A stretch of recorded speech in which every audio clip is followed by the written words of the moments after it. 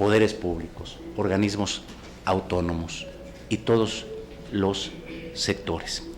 Si bien actualmente 160 países cuentan con leyes que se ocupan de la violencia contra las mujeres y las niñas víctimas de violencia sufren por lo general una doble violación a sus derechos humanos.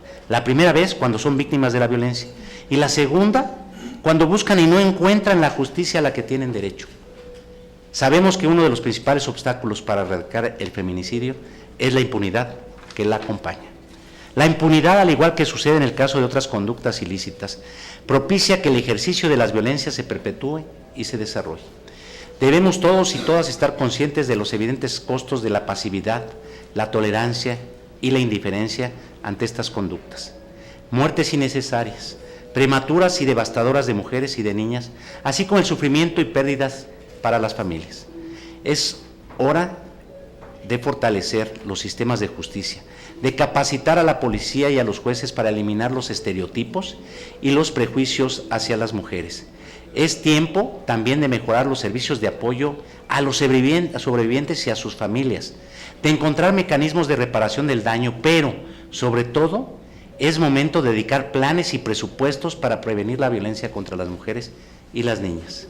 La violencia contra las mujeres y niñas y sus consecuencias, incluida la violencia letal, han sido una preocupación recurrente de la comunidad internacional y su erradicación es un compromiso expresado en los tratados e instrumentos internacionales de derechos humanos y en las legislaciones nacionales. Actualmente, prevenir y eliminar la violencia contra las mujeres y las niñas es una prioridad mundial expresada en la Agenda 2030 para el Desarrollo Sostenible, cuya implementación inició en el 2016. En la medida en que no podamos frenar y revertir las tendencias actuales de violencia en contra de las mujeres, nuestro país estará incumpliendo con los compromisos internacionales. La Agenda 2030 es una hoja de ruta transversal. Si uno ve los 16 objetivos, y ya sé que se preguntan si son 17, pero el 17 habla de la instrumentación, ¿sí? ¿Esto qué quiere decir? Si uno revisa los 16 o los 17 objetivos y las 169 acciones que ahí se prevén, uno verá que esta perspectiva de género tiene que estar en todos los objetivos. Si vemos el número 1, el combate al hambre, me parece que es fundamental. Es el inicio de esta desigualdad, ¿sí?, en varios sectores, ¿sí? Entonces me parece que esa hoja de ruta, y qué bueno que México esté comprometido con esa Agenda 2030, que se esté articulando esos esfuerzos como país para articular a las diferentes entidades para avanzar en esa agenda al 2030. Y decirles que a los 15 días de que la ONU en el 2015, en septiembre del 2015, aprobó esta hoja de ruta, esta agenda, los ombudsperson del mundo nos reunimos en Mérida a los 15 días de esta, y ahí nos comprometimos a ser monitores ante nuestros gobiernos del cumplimiento de esta agenda. Uno de los mecanismos implementados a nivel nacional en este ámbito para prevenir y abatir la violencia feminicida son las alertas de violencia de género contra las mujeres, contempladas en la Ley General de Acceso para las Mujeres a una Vida Libre de Violencia. La CNDH ha tenido una participación constante en el grupo de trabajo en esta tarea y ha dado seguimiento y promovido que tales medidas se decreten respecto de lugares donde es claro que existe un riesgo a la vida e integridad de las mujeres.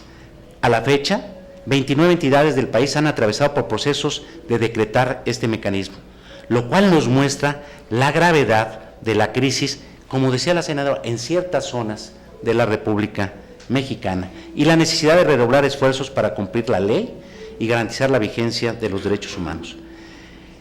Es claro que el mecanismo es una cuestión perfectible, es una herramienta útil. Por eso el año pasado nos dimos a la tarea de hacer un diagnóstico que hicimos público y dijimos la utilidad de esta herramienta. Pero también señalamos que debemos avanzar en su perfeccionamiento. En ese diagnóstico Propusimos modificaciones a la Ley General de Acceso a las Mujeres a una Vida Libre de Violencia. Puedo enunciar algunas de ellas. Revisar la ley para aclarar los plazos de alerta de violencia de género en sus distintas fases, con base en el análisis de su adecuado diseño e implementación. Doy un ejemplo. Una vez decretada la alerta, no hay nada adicional. ¿Cómo seguimos midiendo que esto logramos erradicar? Nos hacen falta indicadores de medición. Los indicadores los tenemos en la fase previa para decretarla. Y cuando se da el diagnóstico se dan 6 meses al estado respectivo. Pero cuando no se decreta, ¿cómo le seguimos para monitorear que efectivamente esas tareas que siguen los gobiernos y qué bueno que hayan hecho la tarea, se mantengan? Creo que ahí hay una parte fundamental que fortalecería la agenda, la alerta de género. La ley y su reglamento, que sería que también los poderes judiciales como los legislativos y los gobiernos municipales, si vemos, no hay una participación más activa de los gobiernos municipales, puedan ser notificados también para esa participación. Que haya mayor participación de académicas y de sociedad civil en la integración de los grupos de trabajo. Prever en el reglamento que el territorio por el cual originalmente se solicita la alerta pueda ampliarse. Muchas veces en el recorrido nos encontramos con realidades, sí. Entonces creo que ahí hay otra posibilidad de fortalecimiento. Repito, la alerta es buena, fortalezcámosla. También hemos considerado oportuno recomendar que las organizaciones de la sociedad civil sean integradas con voz a los grupos de trabajo. Fortalecer, ampliar y asegurar la entrega de recursos etiquetados para la implementación de las alertas, para que los gobiernos acepten la alerta. Muchas veces la preocupación es recurso presupuestal. Esto, nuestras propuestas derivadas del diagnóstico también se dirigen al Poder Ejecutivo con algunas recomendaciones. Esto era para el legislativo lo anterior.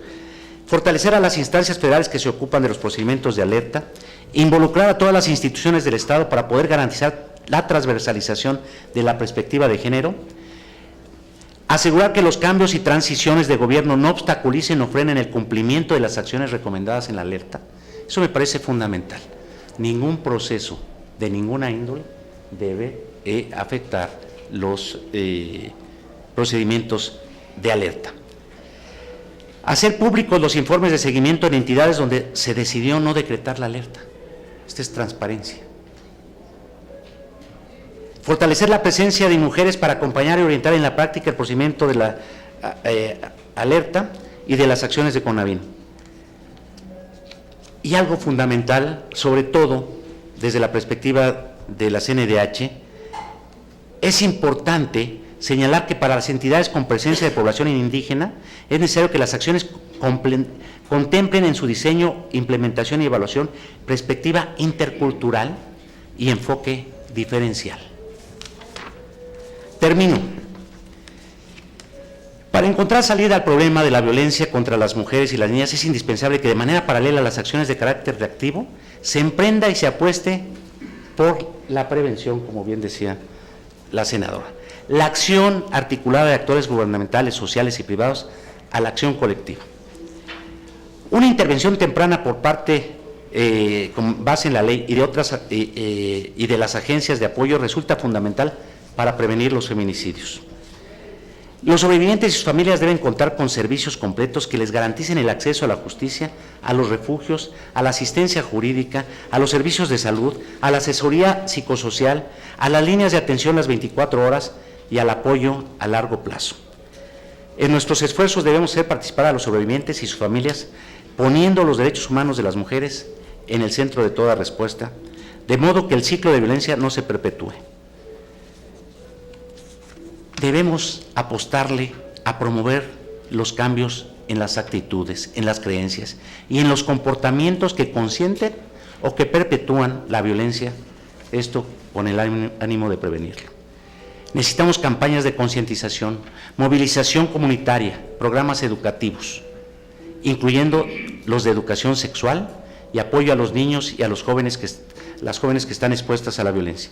Una cosa queda clara: prevenir todas las formas de violencia contra las mujeres requiere la participación de toda la sociedad, incluidos los hombres y niños, para reeducarnos en la igualdad de género y en la construcción de relaciones respetuosas y libres de violencia. La responsabilidad de garantizar el derecho a una vida libre de violencia es del Estado mexicano y de las instituciones de gobierno, pero también la sociedad juega un papel fundamental. La responsabilidad de hacer cumplir esa obligación y transformar la realidad brutal que viven cotidianamente las mujeres es nuestra, de todas y de todos los actores sociales. Reiteramos el compromiso como órgano del Estado, de un órgano promotor de los derechos de las mujeres, y reiteramos también la disposición del diálogo y alianzas compartidas con los distintos actores. Cada mujer asesinada es una prueba de que estamos fallando. Cada familia víctima es un recordatorio de que nos toca hacer más y hacerlo mejor. Terminaré mi intervención citando un párrafo de la Agenda 2030.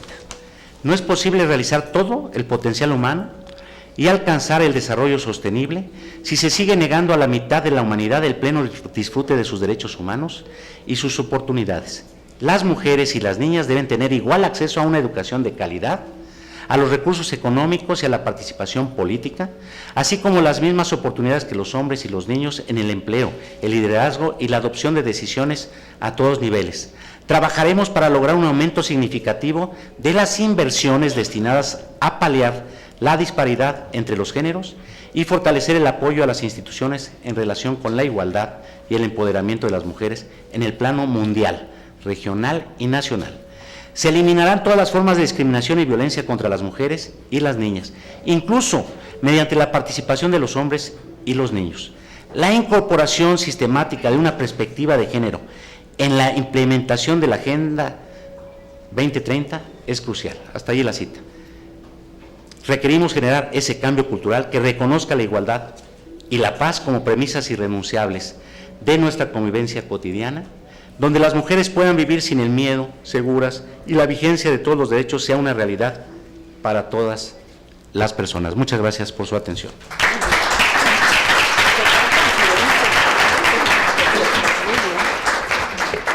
A continuación, se solicita a la maestra Isabel López Padilla, especialista en seguridad y justicia y derechos humanos del proyecto Género y Justicia, en representación del señor Antonino de Leo, representante de las Naciones Unidas contra la Droga y el Delito, de su participación. Muchas gracias.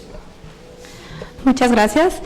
Primero que nada, quiero agradecer la invitación a la mesa por parte de las senadoras Lucero Saldaña y extenderles un cordial saludo del señor Antonino de Leo, representante de UNODC en México, que por motivos de agenda, en un evento previo que tenía con ONU Mujeres, no pudo estar presente. Pero bueno, para mí es un gusto poder aprovechar la oportunidad de compartir la mesa, tener el honor de estar con el presidente de la CNDH, con gente de la academia y de X Justicia de las Mujeres, naturalmente también con la senadora. Muchas gracias. Voy a dividir mi presentación rápidamente en 3 puntos clave. Quiero ser breve porque me parece que hay como un tema en los tiempos. Por un lado, hablarles un poco de estándares internacionales en cuanto al deber de investigar. Ahí me tocó hablar de la investigación del feminicidio con perspectiva de género. En segundo punto, ¿por qué es importante investigar con perspectiva de género? Más allá del delito de feminicidio, pero de manera general, porque es importante investigar con perspectiva de género. Y en tercer punto, me parecería importante compartirles algunos retos y áreas de oportunidad, así como buenas prácticas, que desde el proyecto hemos encontrado a través del trabajo en campo que realizamos desde la oficina. De manera general, les comparto, nada más para ponernos en contexto, que UNODC es la Agencia de Naciones Unidas cuyo mandato es brindar asistencia técnica a los estados en temas de seguridad y justicia, y en este caso en concreto a todas las acciones que van dirigidas a la prevención y sanción de los delitos y en concreto de la violencia, en este caso en particular de la violencia contra las mujeres. Bueno, en primer término, tenemos que comprender que el deber de investigar es uno de los pilares fundamentales de las obligaciones del Estado para garantizar los derechos humanos de las personas. porque se trata de un elemento esencial que permite, por un lado, garantizar el derecho a la justicia a las víctimas y a sus familiares. Por otro lado, es sumamente relevante para evitar la impunidad, porque la impunidad lo que hace es reproducir la violencia y generar un círculo vicioso de repetición de violencia y de delitos, que no solo favorece, sino normaliza las situaciones de violencia, en el caso concreto de la violencia contra las mujeres. Y esta obligación corresponde únicamente al Estado. ¿Qué quiere decir? Que tiene que ser asumida por el Estado como un deber jurídico propio, como lo ha establecido la Corte Interamericana, y que no debe depender de la iniciativa de las víctimas o de sus familiares.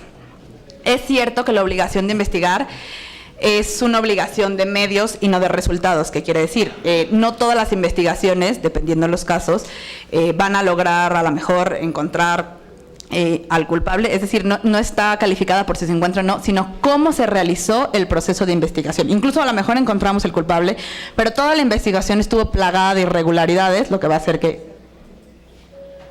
Disculpen, es que tengo que presentar ya la iniciativa, entonces voy a subir un momento, el presidente se queda un momento también, pero disfruten esta presentación porque hay esas buenas prácticas que creo que será importante y yo me incorporo. Gracias. Muy bien. Como les decía, es una obligación que tiene que ser asumida por el Estado como un deber jurídico propio, que no puede depender de la iniciativa de las víctimas, de sus familiares o incluso de las organizaciones de la sociedad civil, quienes sin duda su lucha incansable, digamos, por impulsar el derecho de acceso a la justicia, entre otros derechos, ha sido crucial en temas de los avances, pero aún así el Estado no puede depender de eso, es un deber propio, único y exclusivo del Estado. Y en este sentido, antes de pasar al tema de la investigación con perspectiva de género, me parece importante recalcar que a nivel internacional el Estado puede ser responsable por actos concretos que cometan los particulares. Es decir, por ejemplo, en el caso de un feminicidio a una mujer que la asesina a su esposo, el esposo no es un agente estatal, pero el Estado puede ser responsable a nivel internacional por ese asesinato si no tomó las medidas razonablemente necesarias. Uno, para prevenir ese asesinato, y posiblemente es un feminicidio, para prevenir ese feminicidio.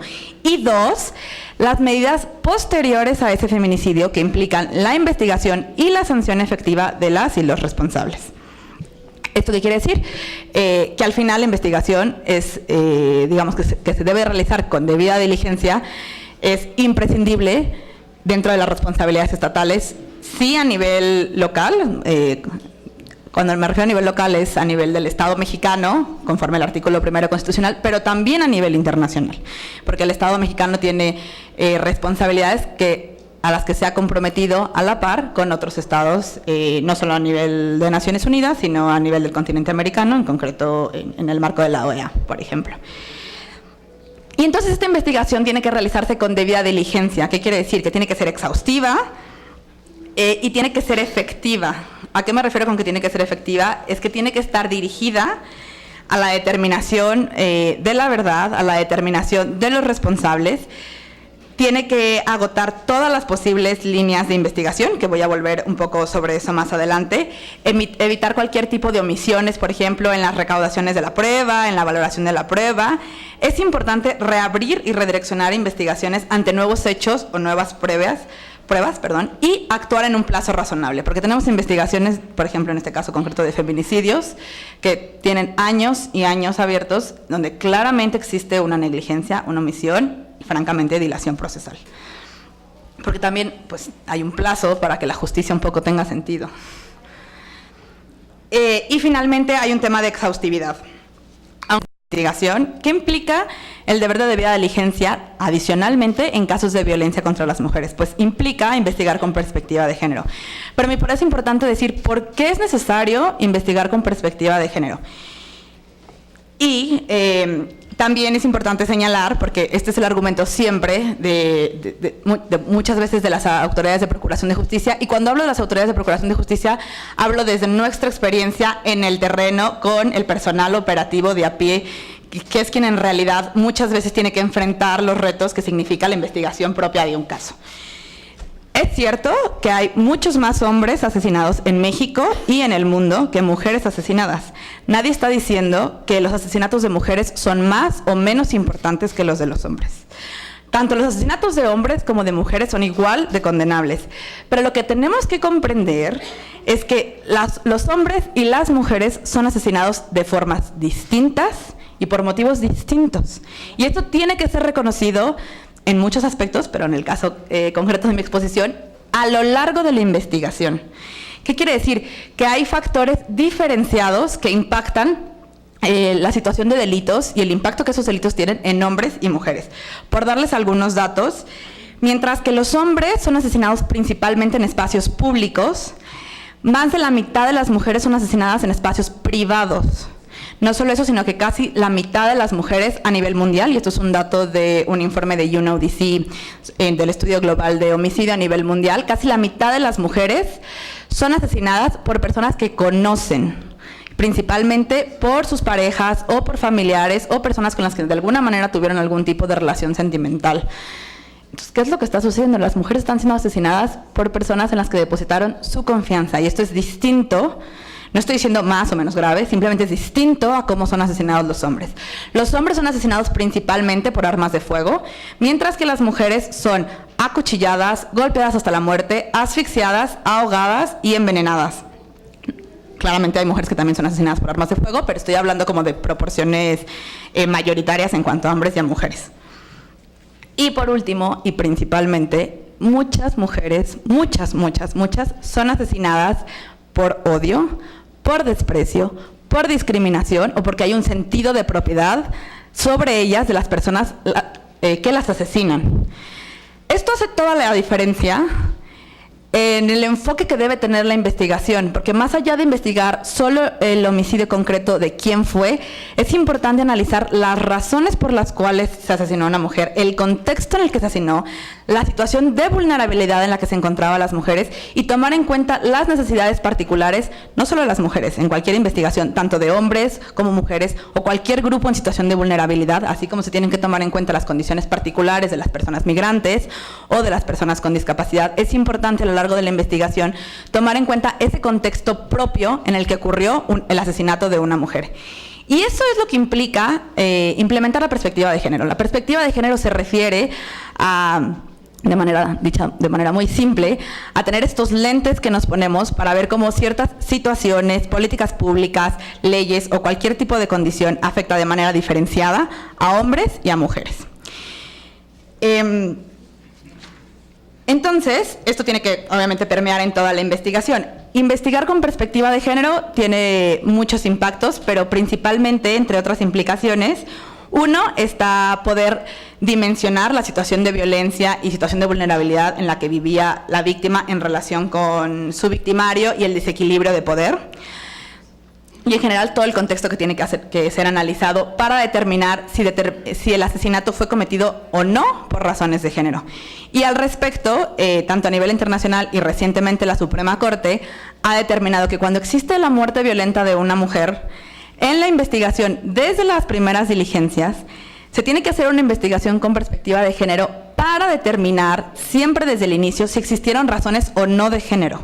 Si durante el desarrollo de la investigación se considera que no existieron razones de género, está perfecto y la investigación continúa. Pero esa presunción inicial para revisar si hubo o no razones de género en la muerte violenta de una mujer se tiene que hacer desde el inicio para no perder diligencias básicas que son súper importantes y que, digamos, hay pruebas que se pierden y que no se puede regresar en el tiempo. Es una presunción prima facie que la Suprema Corte ha establecido que se debe hacer y es la misma presunción que recomienda el protocolo latinoamericano, el modelo de protocolo latinoamericano elaborado por la Oficina del Alto Comisionado de Naciones Unidas para los Derechos Humanos y ONU Mujeres sobre el asesinato de mujeres justamente por razones de género. La otra de las implicaciones que implica investigar con perspectiva de género es que las y los operadores de justicia tienen que dejar de lado sus creencias personales y sus prejuicios y estereotipos de género durante la investigación. ¿A qué me refiero con esto? Es muy común que el personal operativo muchas veces diga, es que esto es un asunto de celos y seguro la mataron porque le puso el cuerno a su esposo y porque era infiel y esto es un asunto de faldas y es un crimen pasional, etcétera, etcétera. Todos esos tipos de prejuicios que de alguna manera justifican o normalizan la violencia. Primero, no solo son contrarios a los deberes de investigar y violatorios a derechos humanos, sino que en poco o en nada sirven durante el proceso de investigación. Y también es importante mencionar que durante el proceso de investigación, muchas veces por las propias creencias de las personas, porque es justamente con las creencias con las que hemos crecido, se persigue cierta línea de investigación ya basada en un prejuicio, entonces no permite agotar las otras líneas de investigación y toda la investigación desde el inicio va dirigida a probar X cosa que en realidad nunca fue, y no hay esta presunción que les comento desde el inicio de vamos a ver si hubo razones o no de género, ¿no? Bueno, no quiero ahondar demasiado esto, me gustaría pasar a las cosas concretas que desde nuestro proyecto, que es el proyecto de Género y Justicia, hemos logrado identificar en nuestro trabajo concreto con operadores y operadoras del sistema de justicia, en concreto del sistema de procuración de justicia. Algunas buenas prácticas que hemos identificado en el país, naturalmente, son la creación de unidades especializadas para la investigación de ciertos delitos cometidos por razones de género, en concreto de los delitos de feminicidio.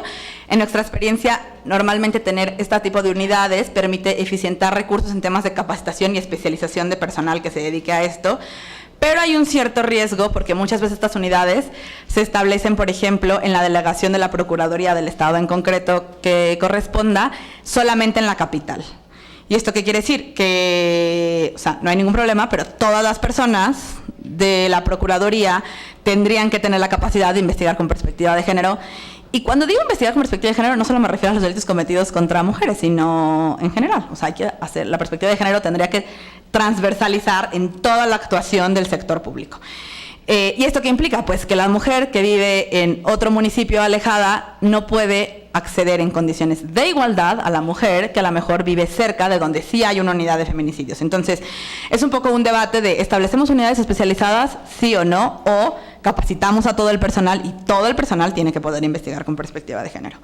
Otra buena práctica es la elaboración de protocolos de investigación, tanto ministerial como pericial, como policial, justo con perspectiva de género, de delitos cometidos como feminicidio o violencia sexual o desaparición, ¿no? Entre otros. Y es una buena práctica la creación de estos instrumentos, pero en nuestra experiencia muchas veces el personal no los conoce, pero mucho más allá de su contenido, me refiero a que no sabe que existen. Entonces, esto es grave.